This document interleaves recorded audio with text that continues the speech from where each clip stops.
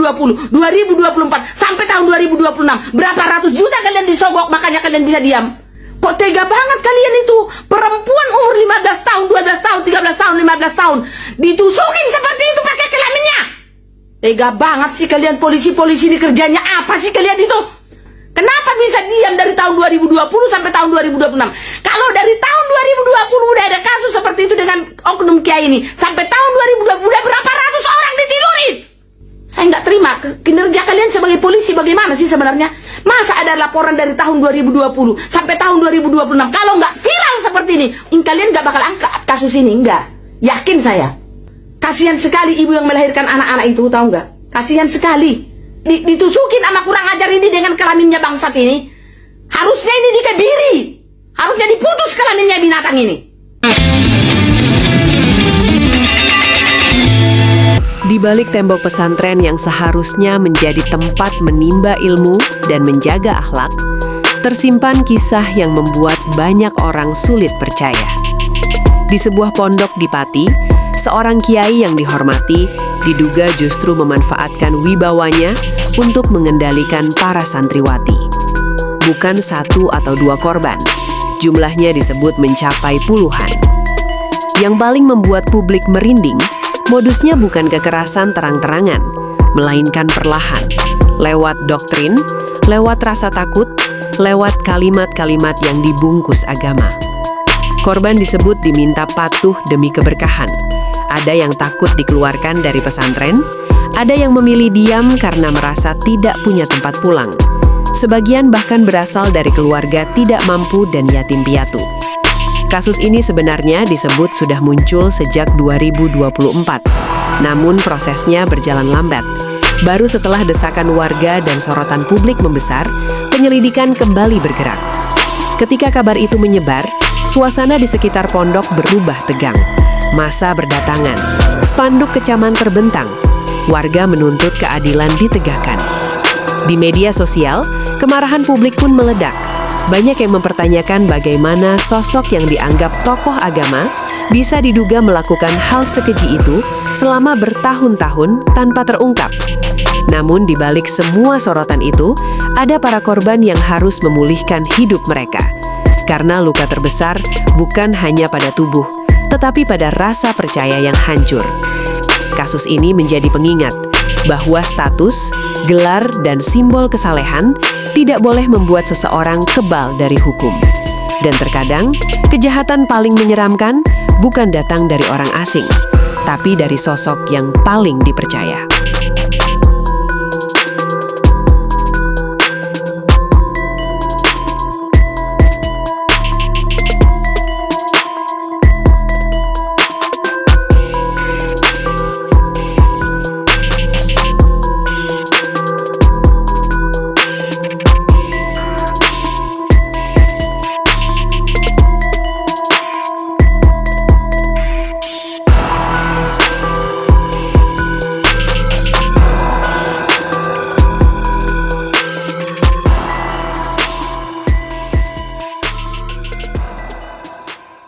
Dengerin baik-baik, Kiai di Pati yang cabulin 50 santriwati, dia mengaku bahwa dia keturunan Nabi, udah gila. Dan ngeklaim bahwa perbuatan bejatnya itu halal.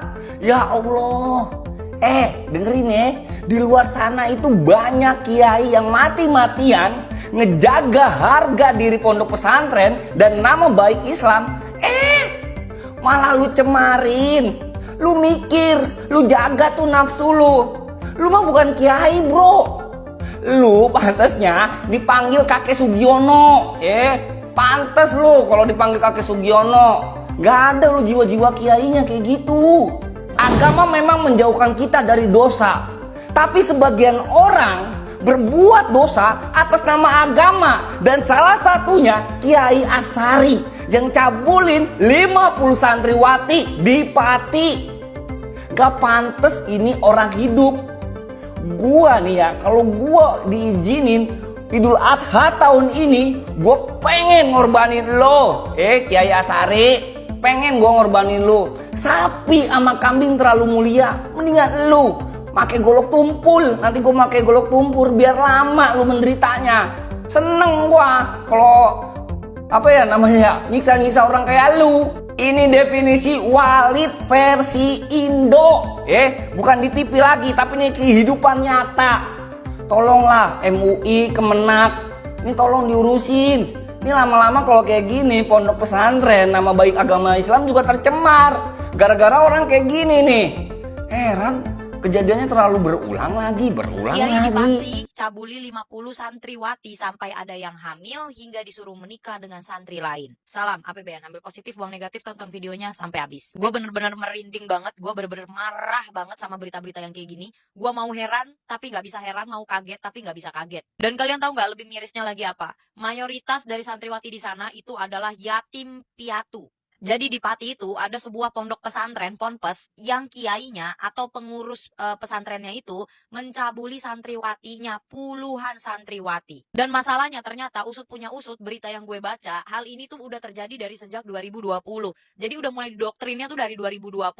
Jadi kejadian ini nih baru ketahuan, baru kebongkar 2026, 6 tahun kemudian. Kok bisa? Nah ini si kiainya ini geraknya tuh saat malam hari gitu loh. Jadi modus operandinya tuh kayak ini si santriwatinya nih disuruh nemenin tidur kiainya, terus disuruh ngisep titiunya. Dan masih banyak juga loh santriwati yang di bawah umur kayak masih SMP gitu. Modus operandi lainnya adalah ya biasa dicekokin permasalahan agama. Harus nurutlah sama kiainya, harus nurutlah sama ini sama itu dan segala macam. Dan santriwatinya kalau tidak mau melakukan apa yang diperintahkan sama sang kiai ya, nah, mereka itu bisa dikeluarkan dari ponpes tersebut. Kebanyakan berita ponpes-ponpes begini nih, kenapa modus operandinya tuh selalu dilakukan di malam hari sih? Kenapa kalau siang? Takut. Lo tuh bener-bener gak ngerti ya, Pati ini menolak redup banget apa gimana gitu. Karena ada aja loh gebrakannya loh. Gue tahu ya, saudara-saudara gue, teman-teman gue yang beragama Islam gitu ya, terutama yang udah jadi orang tua, itu kebanyakan dari mereka mau anaknya itu dimasukin pesantren gitu loh. Cuman pesen gue, apa ya kalau mau cari ponpes tuh cari yang bener-bener aja gitu loh, cari yang yang kualitasnya tuh bener-bener udah gak diragukan lagi gitu loh, minimal banget bisa meminimalisir kemungkinan-kemungkinan yang terjadi kepada anak kalian, apalagi kalau anak itu cewek. Sebenarnya bahkan hal-hal kayak gini tuh gak hanya terjadi ke santriwati, bisa jadi ke santri yang cowok, gua gak tahu sebutannya apa gitu ya maksudnya. Dan itu ada gitu loh beritanya gitu loh, kayak bocah santri yang cowok itu loh diapain gitu kan sama kiainya juga gitu. Nah kalau cewek juga sama, beritanya juga banyak yang kayak gini-gini. Maksud gue, kenapa sih nih cepet sembuh deh negara gue, orang-orangnya, bukan negaranya doang, masyarakatnya. Kebanyakan masyarakat cuma nuntut pemerintah. Masalahnya individu lu aja nggak bagus, kepribadian lu aja kagak oke.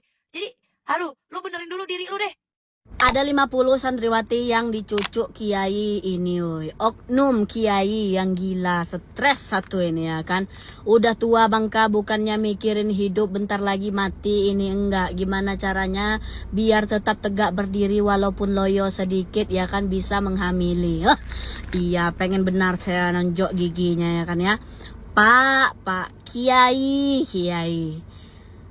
Dimana yang harusnya kamu itu mengayomi sebagai oknum ya, sebagai kiai harusnya kamu itu mikir anak yatim piatu ya, sekolah di tempat ponpes kamu itu harusnya menimba ilmu ya kan ya, bukan menimba ular kobra layu ya kan ya.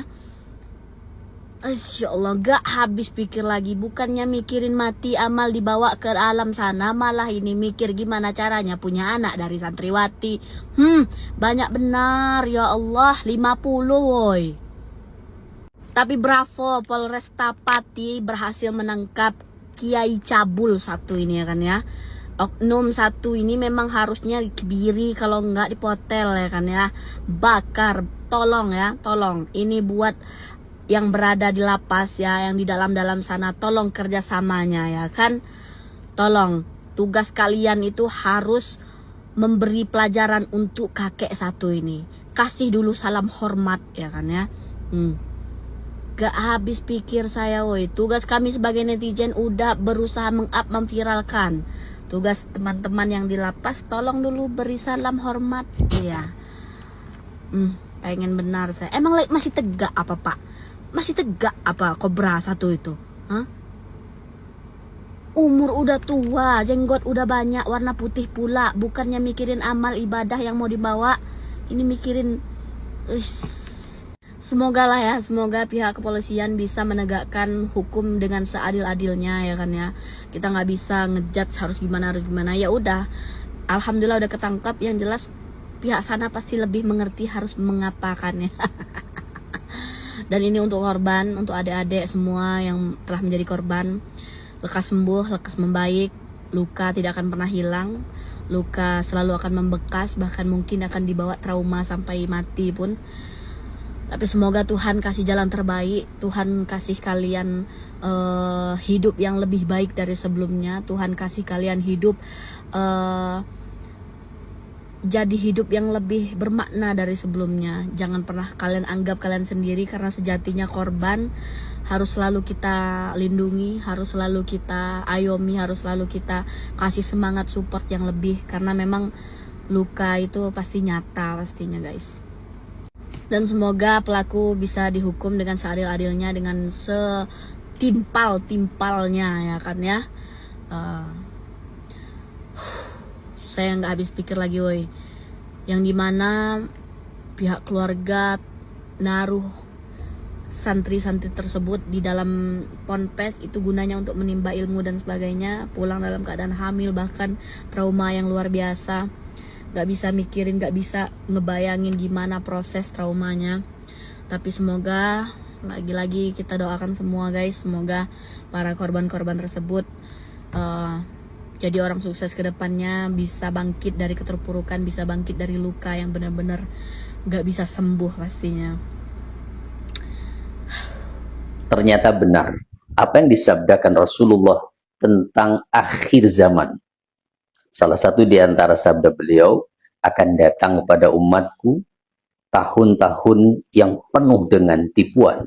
Dan di dalam hadis itu dinyatakan wa tasyi'u fiha al-fahishah. Dan di tahun-tahun itu akan menyebar perilaku keji, yaitu perzinahan. Hari ini kita melihat fakta itu benar-benar nyata. Dan bahkan hal yang membuat kita mungkin bertanya-tanya, kok bisa? Pelakunya adalah seorang kiai senior yang seharusnya menjadi pengayom, pelindung, panutan, tapi terjebak dalam perilaku keji seperti itu.